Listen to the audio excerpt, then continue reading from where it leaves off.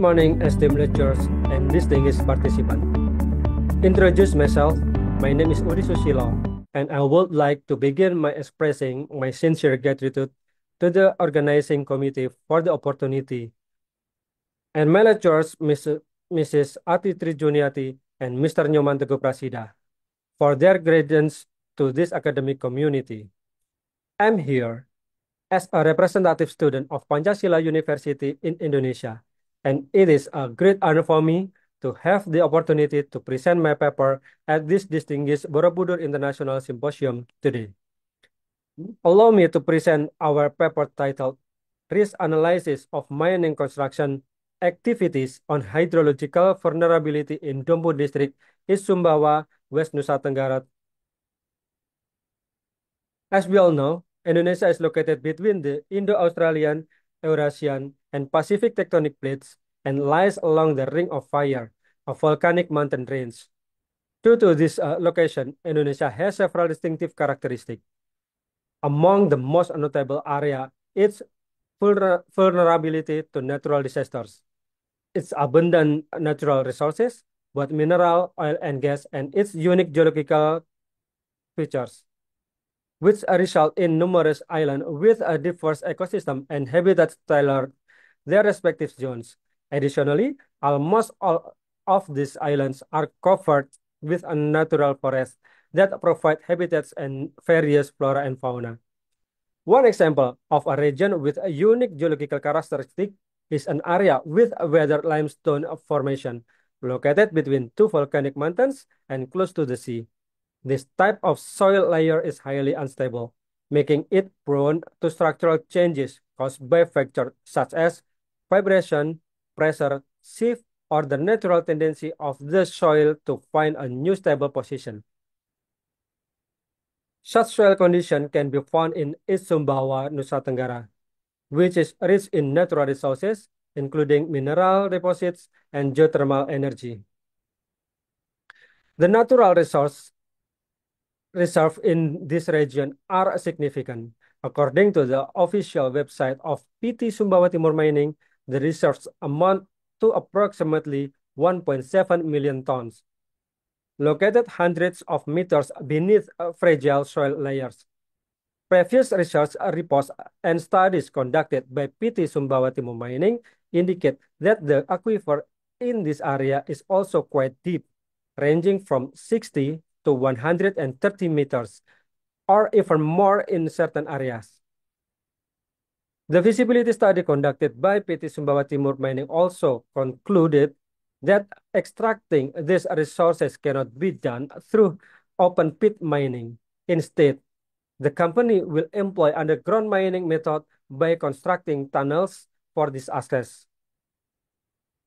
This construction typically involves blasting or horizontal drilling, which generates vibration at specific frequencies that will affect the morphology of the soil. As mentioned earlier, vibrations are one of the factors that can influence the stability of the weathered limestone soil layers in this region. Based on this points discussed, several questions arise. First, do blasting activities and the use of construction equipment for tunnel construction in underground mining impact to the aquifer levels?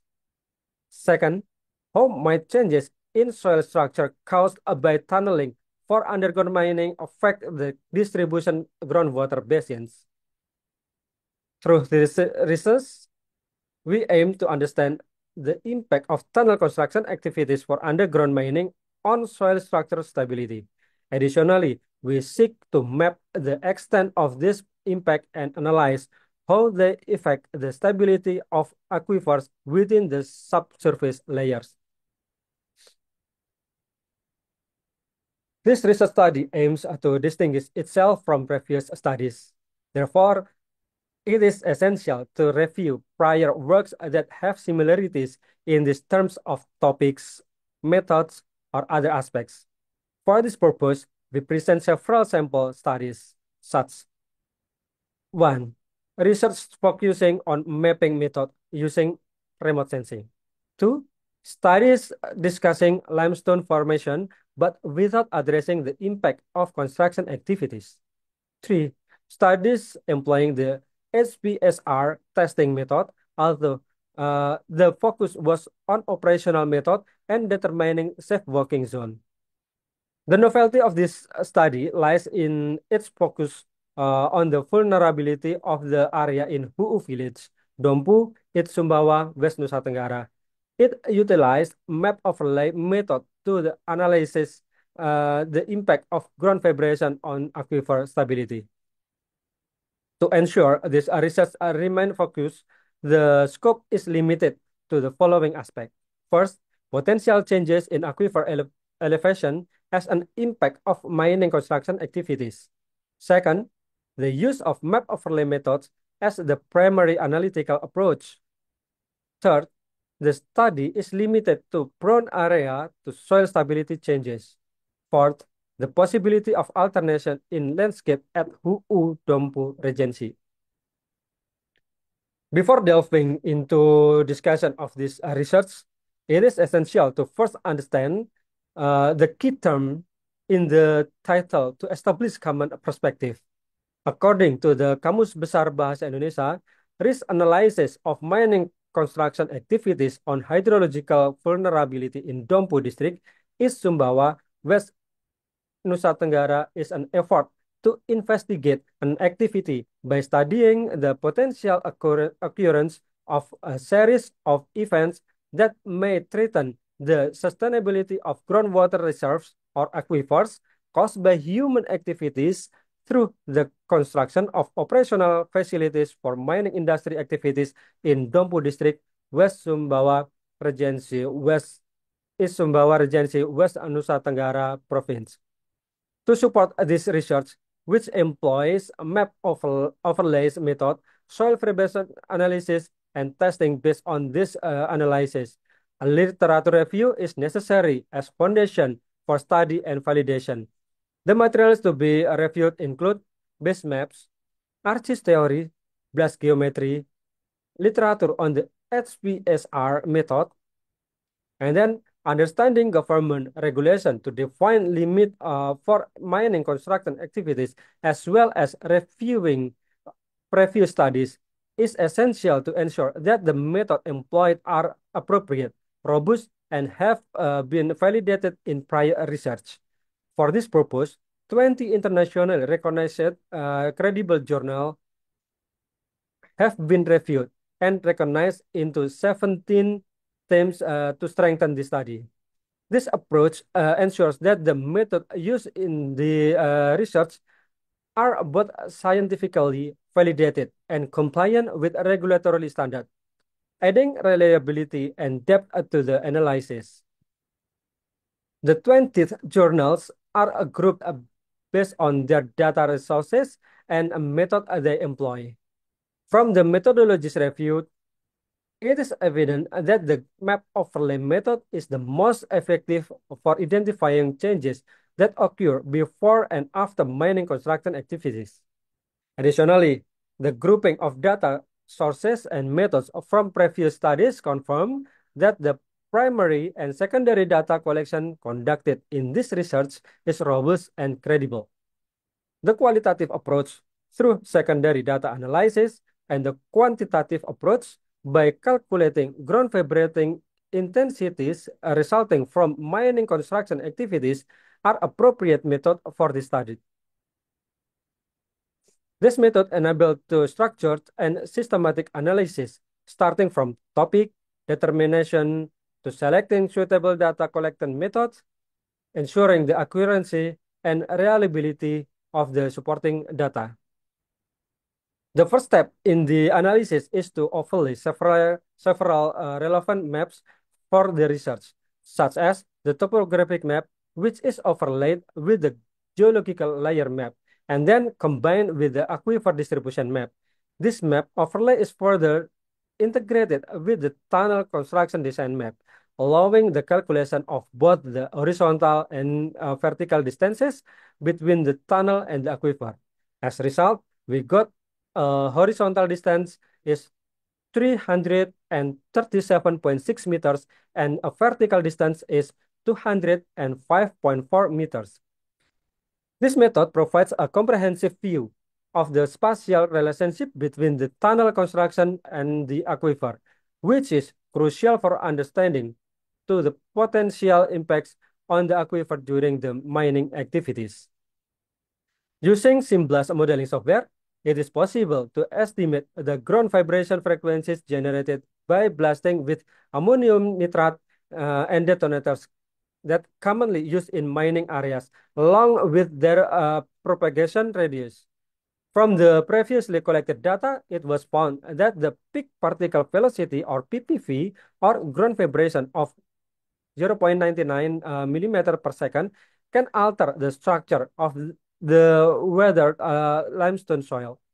Previous study and data from government regulation number 49 year 1996 indicate that vibration with the frequency greater than 5 millimeters per second are considered destructive and can damage andesite rock or building structures. The simulation result revealed the most of the blast produce frequencies above 5 millimeter per second at distances greater than 896 meters. This demonstrates the uniqueness of the activity, as the standard blasting procedures commonly used in construction result in a much wider vibration radius.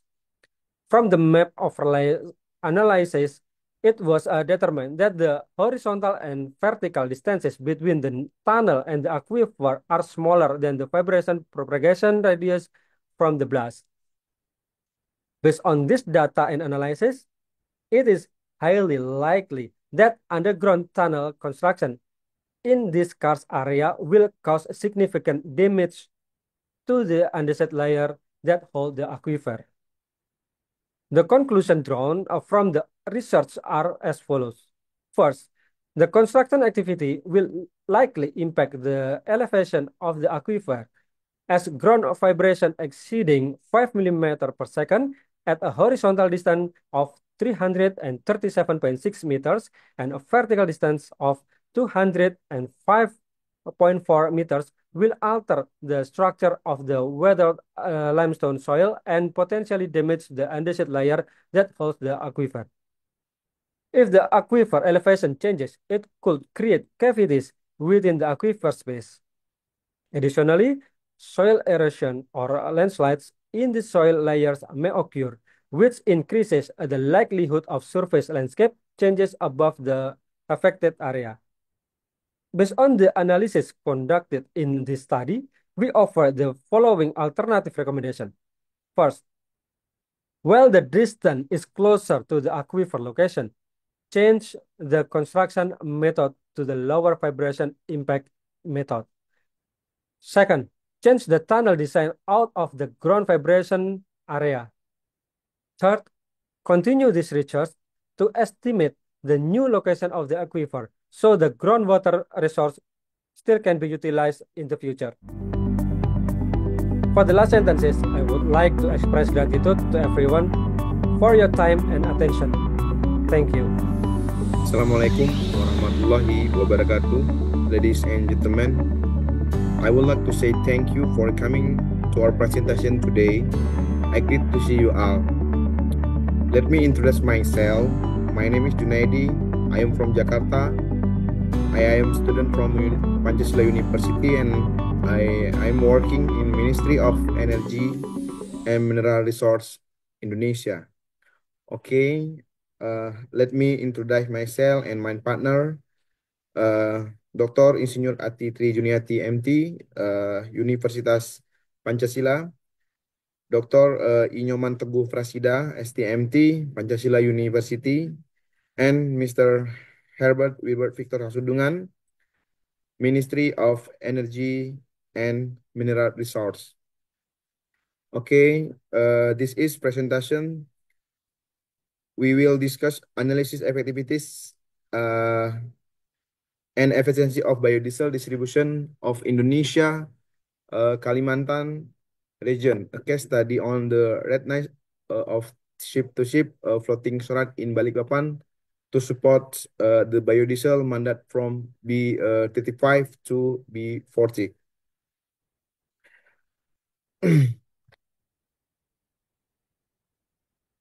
Okay, outline the fifth research urgency. Number one, enhancing the provision of sustainable clean energy. Reduction for fuel import, saving foreign exchange, and improving the national trade balance.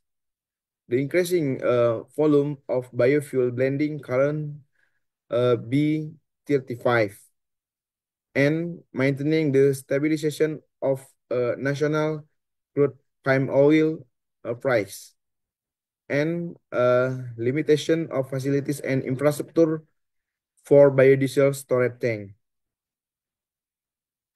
Introduction background increase the presentation of biofuel blending of biodiesel B35 to B40, increase the volume of biodiesel outsourcing, particularly as Kalimantan region industry non-public service obligation.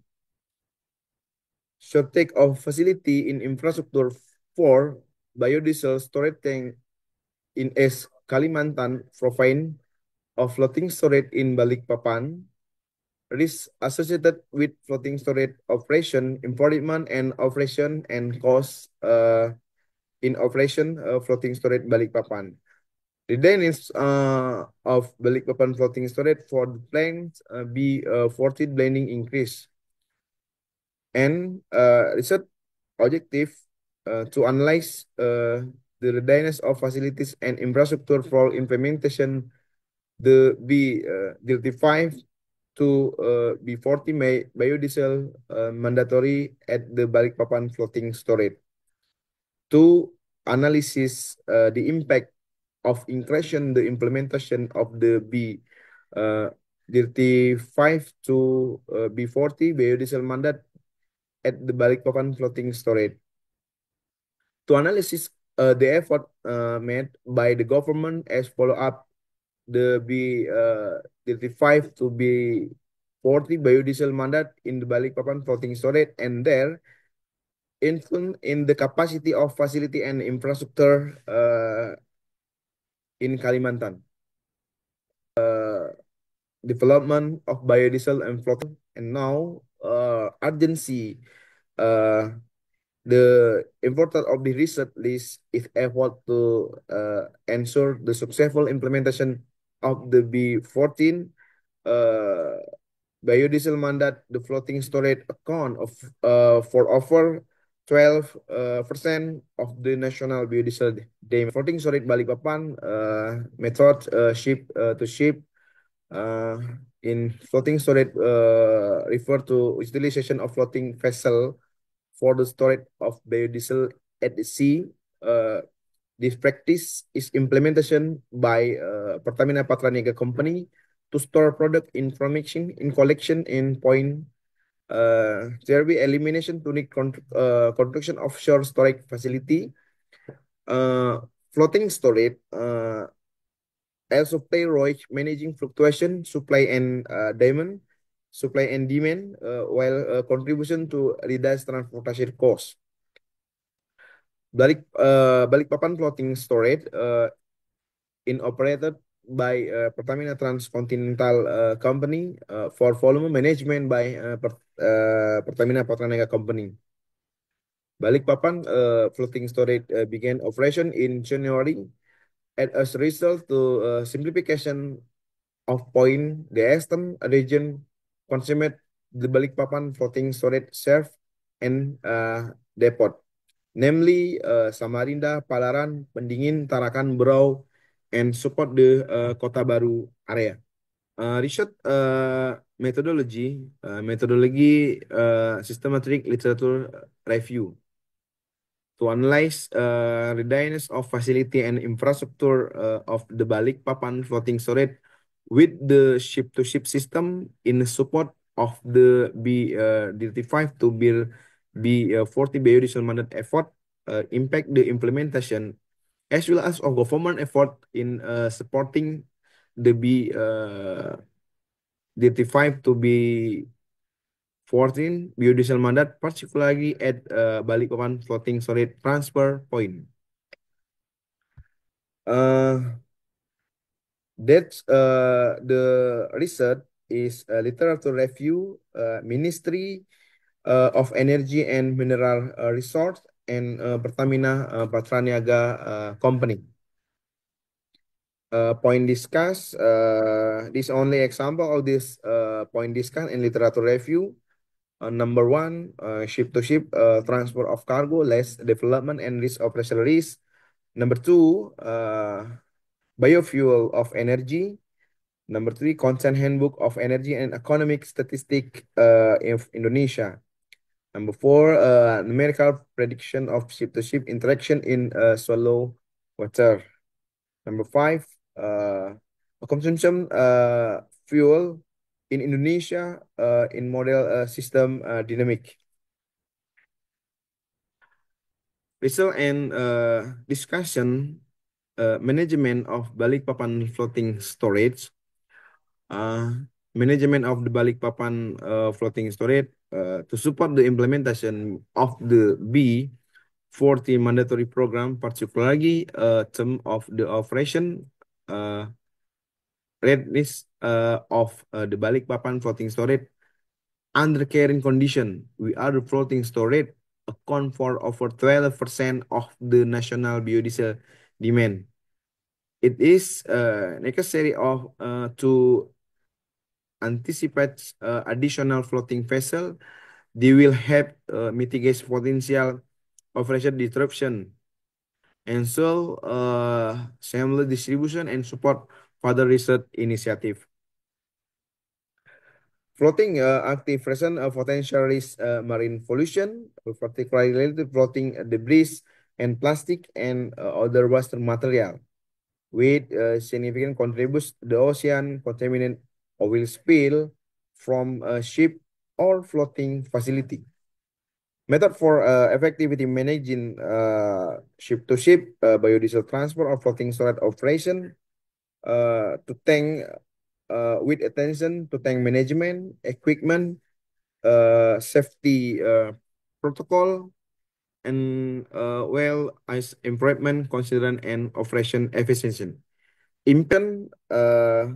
The Balikpapan floating storage play a crucial role in the implementation of biodiesel mandat in Indonesia at the storage point for biodiesel to support distribution operation in the eastern region. With the government plan to increase the blending to B14, the floating storage in positional and strategic blending point, thus requiring environment, pollution mitigation, government regulatory support, operational efficiency, and studies on the potential transition of floating storage on the offshore storage tank. Thank you. Thank you for your listening. My all those we have shared beneficial for all use in Borobudur International Symposium.